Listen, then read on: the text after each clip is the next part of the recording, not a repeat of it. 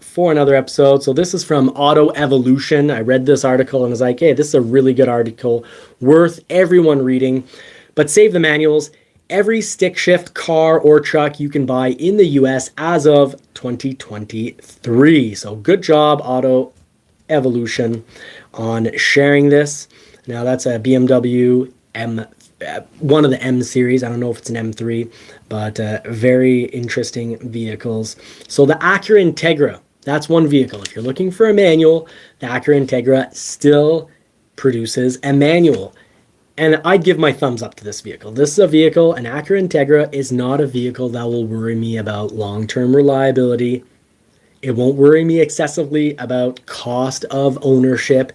It's, I'm not expecting this thing to have insanely high cost of ownership, such as an Audi or a Mercedes or a BMW or, surprisingly, a Cadillac.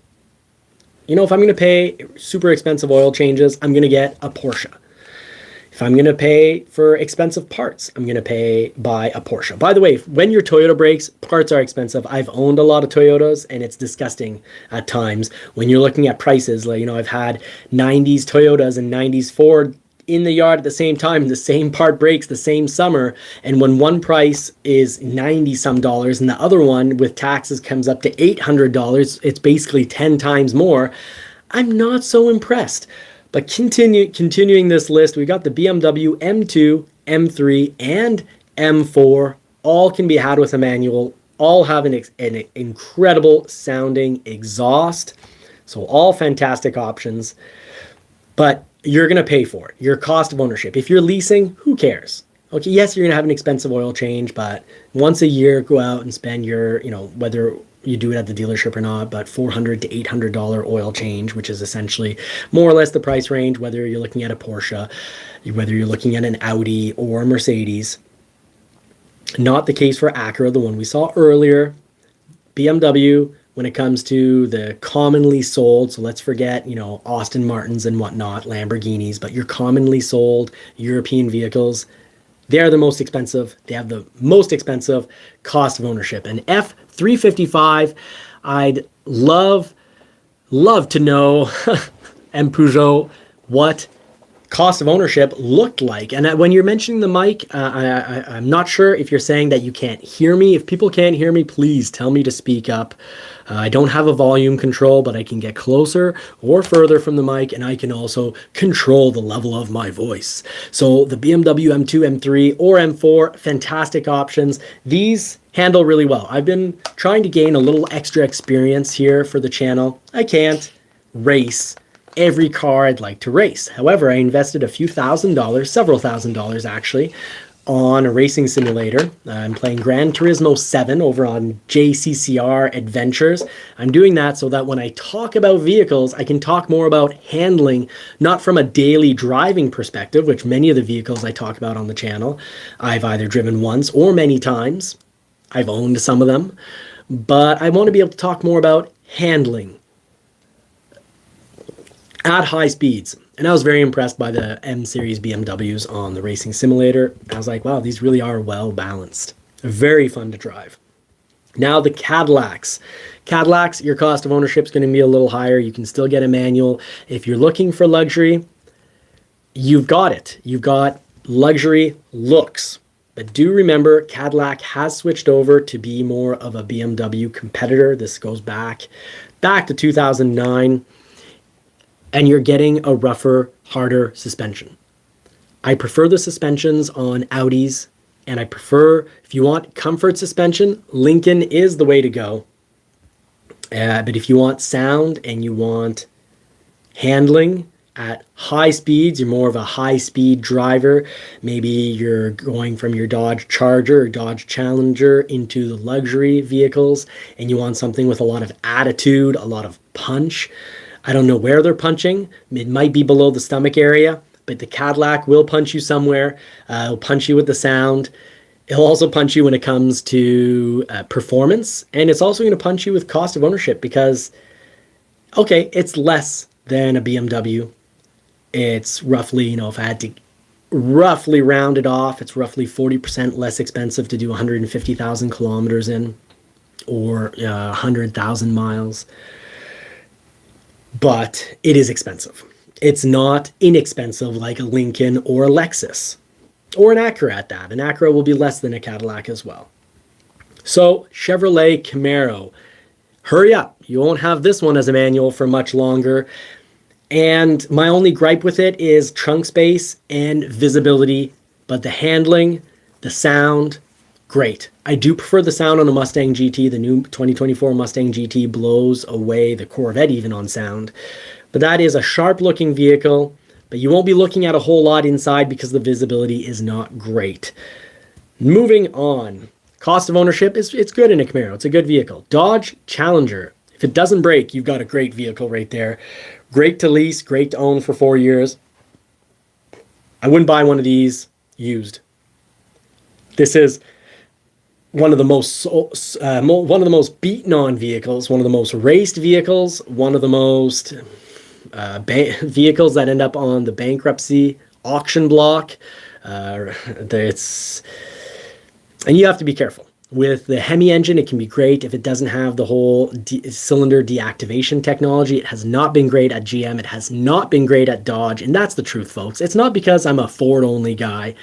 I've been looking at these. I almost, instead of a second Porsche 911, instead of getting a 1999, and I already have a 2000, I almost got a Dodge Challenger. But then I remembered how important it is for me to drive through corners quickly and have the leaves blow up in the fall as I drive through a corner quickly, to have security in the corners.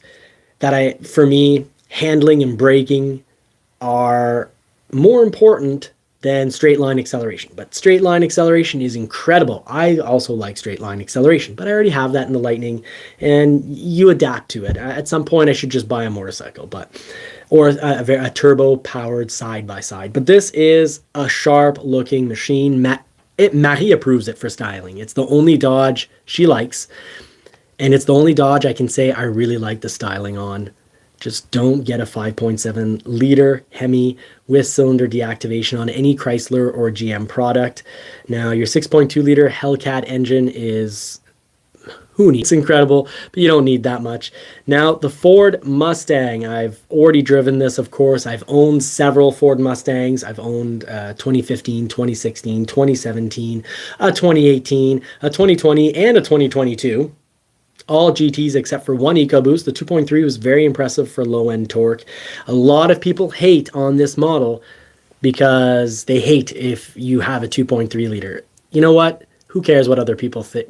The 2.3 liter is great in this. It's got a lot of low-end torque. It is a blast to drive. You're not making a mistake buying it.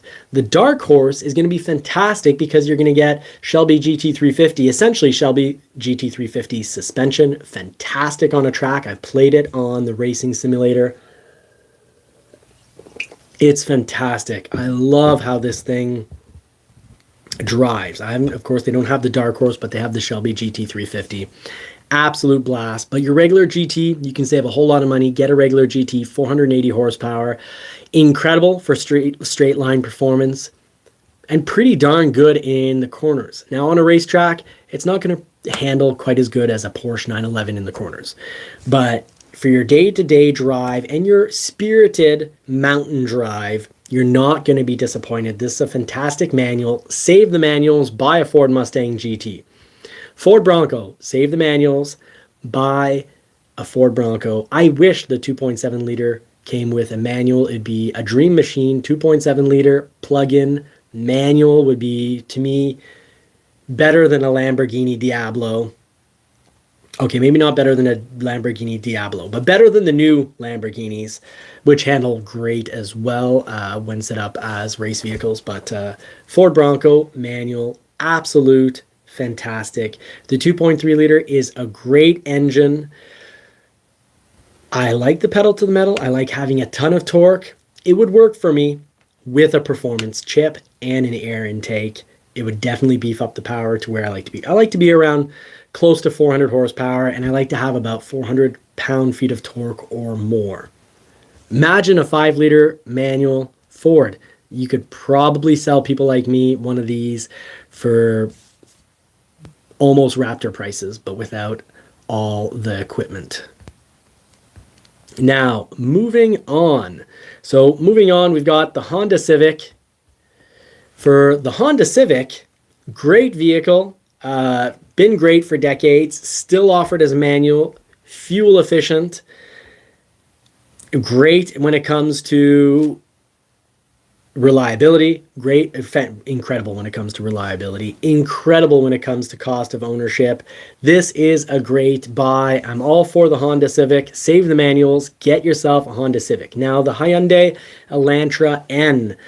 I drove the Hyundai Elantra N. I also drove the two-door hatchback model, which I like. My neighbor has the little, what looks like a mini Stinger. They've got the little Kia four-door. These things look good. They sound great. So that would be a great option. But I vote with my money. And I don't know if I'll ever vote for and encourage Kia or Hyundai. I'm still burnt about the factory that they opened and quickly closed in Canada. I like to, and yes, they are making some I would buy models from Kia and Hyundai that are built in Canada, the US, or Mexico. That's what I would consider. Jeep Wrangler, fantastic manual. I've had a lot of experiences. I've owned some Jeeps, a Jeep Cherokee, and I've driven at length a lot of different Jeeps, several times the Wrangler, 2 doors, 4 doors, the Gladiator.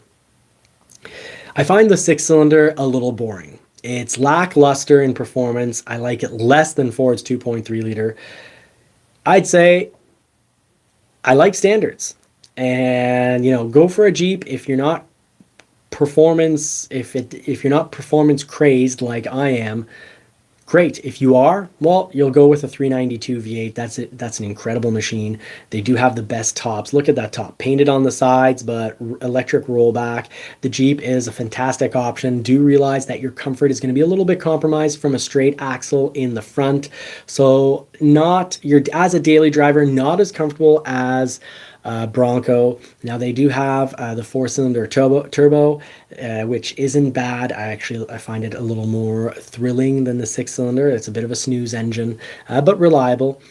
Transmission, so cost of ownership can be problematic. Not every transmission is going to blow, but if your transmission does blow, a lot of them have problems early on. But if you do have a transmission that goes out of warranty, that is going to cost you a fortune. Fuel efficiency, not bad for what's less aerodynamic than a cow, milking cow. The Jeep is a good option. It's not my number one option. I much prefer the interior comfort and the daily drive comfort of a Bronco. But these things do look good. It's a great option. Save the manuals, buy yourself a Jeep. But if you do start to suspect you've got transmission issues, trade that in at a dealership. There are a lot of channels, several channels have had these as, dailies, long-term reviews, and a couple channels have had transmission issues. We've taken some in on trade where people are trading at 10,000 miles because they're already having transmission issues. Heck, certain big journals have had transmissions needing replacement right around the 10,000 mile mark. So just keep that in mind. But the manual, not quite the same transmission as your automatic. So I'd have to do a little bit more research and see how the manual transmission is. The V6, very reliable. But the one that catches my eye with this is either the 392 V8 or the plug-in, because the plug-in 4-cylinder brings on a ton of power. Now moving on, we've got the Kia Forte GT. My neighbor has this. It sounds great. Every morning I hear this thing take off. The Kia Forte GT manual, that sounds incredible. Reminds me of some of the more exciting lowish horsepower vehicles that we saw in the early 2000s and 1990s. It kind of reminds me of a really good 93 Ford Escort GT. And my buddy had one of those. We've got great memories in that vehicle. That's a compliment coming from me. But I think this would be a great option. As a car, really if I'm going to be suggesting people to buy a car and new, I would recommend the Kia Forte GT or the Toyota Corolla hatchback. Those are my two favorite vehicles on the market right now at a reasonable price. So continuing right on, we've got the Lotus Emira. out of most people's budget. Very rare, obviously a manual, very exciting. Not crazy power. You know, they turbocharge a 3.5 liter V6 as one option, or you can have it with a 2 liter turbocharged Mercedes AMG engine as well. Dual clutch unit will give you an incredible driving experience if you're looking for new. Great option. I have a Toyota MR2. I've had a Toyota MR2 with a V6. I thought of supercharging it or turbocharging it back in the day. It would essentially been a Lotus. Really inexpensive way to get a Lotus. But I say that as my Toyota MR2 91 with its 2 liter turbo is currently in the garage and not running. So let's hope we can get that running for springtime. You've got the Mazda 3. Mazda 3, 10 out of 10 as a vehicle for me. I should mention that that would be a top 3 pick alongside the Toyota Corolla hatchback and the Kia Forte GT. But I think actually the Mazda 3, because of size, because of interior looks, exterior looks, this is my number 1 pick for a vehicle. Now you can also get a Mazda MX-5 Miata. Remember, it's only a 2-seater, but it is slow but handles great. You'll have, because of speed limits, you'll have a lot of fun in this vehicle because you can feel like you're pushing the vehicle without being wildly over the speed limit. Very cool little car. Don't expect it to be, sound like a Dodge Challenger, but good, extremely reliable, great cost of ownership. You won't be spending a ton of money on repairs and oil changes. Mini hardtop, that is the opposite of the Mazda Miata. Opposite because yes, it has 4 seats. Similar because it's small, but also opposite because long term don't expect very low cost of ownership. Do expect this thing to be costly to keep on the road. Now, if you're buying it for 2 or 3 years, expect depreciation, but you're probably safe. If it's under warranty, you're safe. But I would never, and no matter what the price, consider one of these out of warranty. That's my opinion. Don't sue me. It's an opinion. Nissan Versa. Since Nissan has gone over to mostly CVTs, I wouldn't buy anything from Nissan that has a CVT, but it's a manual, so it doesn't have a CVT. So I won't recommend it because I'm not a fan of its styling, but if you do like the styling of this vehicle, go for it. This could be a nice little option. You won't get a ton of power, but you'll get, really won't get a ton of power. 122 horsepower and 114 pound-feet of torque. In my opinion, that's such low levels of power that I'd say for me it would be unsafe. You pull out of a driveway and there was nothing moments earlier but someone speeding and you need to step on it to get moving so they don't rear end you. Good luck with 122 horsepower. Nissan Z, now that is a very cool car. Very much, they've got incredible interiors. They've got a very sleek, classic design going back to the very original Zs.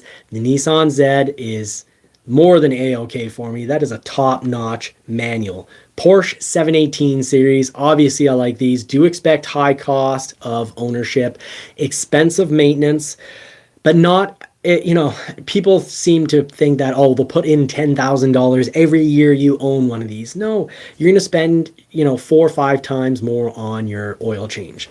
But the parts are high quality, well-engineered parts. These are good machines. If you can afford the cost of ownership, they're great. And guess what? When you think of cost of ownership also as price that you buy it and the price that you resell it for, Porsches are some of the most affordable vehicles. If you get the right model, like a Porsche 911 or the right model 718, you think of a 718, the top model, like the Roadster 718.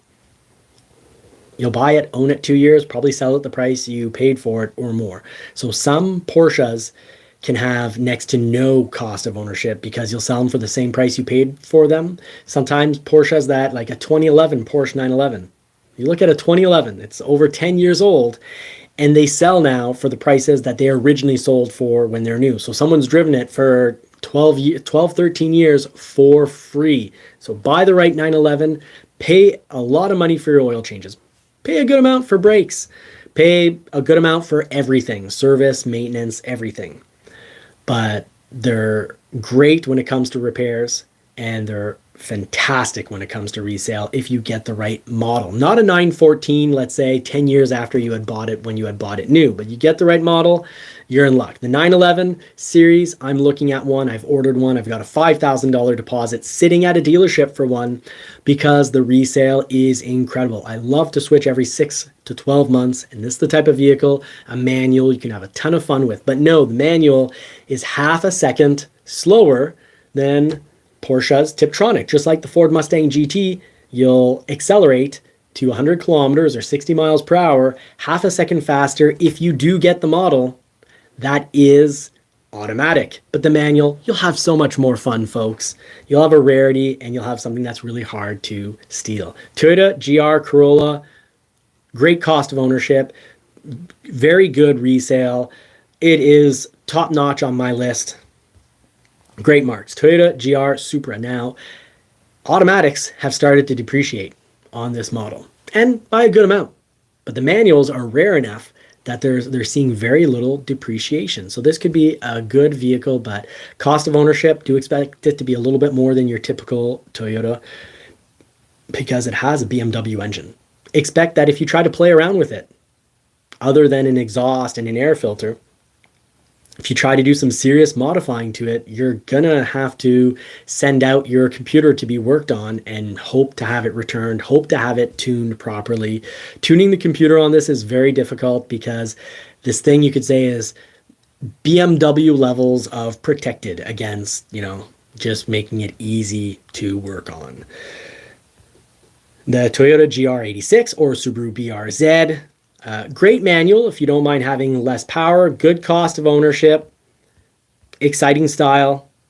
Subaru WRX, these have been notorious for having horrible engines. Subaru fans, just like Toyota fans, are unbelievably loyal. These are very fun vehicles, but because of their previous history, I would not own one out of warranty. Subarus have traditionally been unbelievably reliable if there's no turbo, and not so reliable in general if there is a turbo. And of course, your WRX manual turbo, don't buy one used. It's probably been beat on by the previous owner. Your cost of ownership isn't bad at all, but you have to hope that the engine will last. They've had issues when there's a turbo thrown on them. They've had issues. Your Volkswagen Golf, fantastic little engine, a little bit more expensive cost of ownership, but a great looking vehicle, a fantastic heritage, pretty good resale. The Jetta, horrible resale. The Golf, good resale. One I would consider. Would sell it before it's off warranty. It'll take a little bit drop in value when you go off warranty, and you're rolling the dice. You're looking for trouble if you own it beyond its warranty. Volkswagen Jetta, would not touch this with a 10-foot pole. Bad depreciation, a little bit more when it comes to cost of ownership. Between cost of ownership being a little high, resale being not great, I wouldn't touch it. I would definitely consider a Golf. I would not touch this. So those are your manuals that you can grab these days. Now, we've gone over the 2-hour mark for this live. If you're watching this as a mini episode, thank you either way. Please do hit the thumbs up button, subscribe, turn the bell notification on. Thank you so much, folks, for watching. Now, for those of you who are still watching, my heart, thank you so much. You're so unbelievably kind. You're really helping the success of this small family business. Please say your good nights in the comment section. So the M Peugeot, I hadn't gotten any comments in about 15 minutes, but I see they're just not popping up. So the 2.3 liter Mustang EcoBoost Premium with performance package, yes, M Peugeot, that is an incredible option. That's a fantastic buy. I loved that Mustang, and Ford should sell so many more of them. People will, it's got incredible power. People will say, oh, I love the BRZ, or I love the GR86. Oh, it's incredible. And these things have like 100 and some odd less horsepower and so much less torque than the Ford Mustang. More people need to consider the Mustang 2.3 liter. Folks, let's stop crapping on the 2.3 liter. It's a fantastic option in the Mustang, especially with the performance option. Very smart purchase. So good night, M Peugeot. Good night, Ridgeview.